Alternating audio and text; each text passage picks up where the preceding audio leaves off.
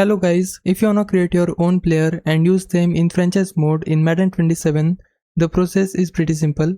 Start by going to game settings and make sure the team you wanna use in franchise is set as your favorite team because your created player will be added there. Next, go to the creation center, select players and uniforms, then choose create a player. Customize your player however you want, including their position, number, appearance and ratings, then save them. Now go back to the creation center, choose edit roster and select manage players. Find the position you created your player at and make sure they are showing on the roster.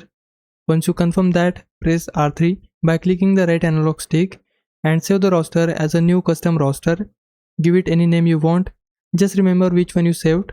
After that, open franchise mode, select create/load and choose create new league.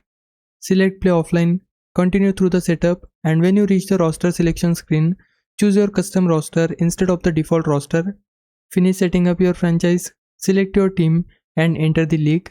Once you are in franchise mode, check your roster and your created player should be there.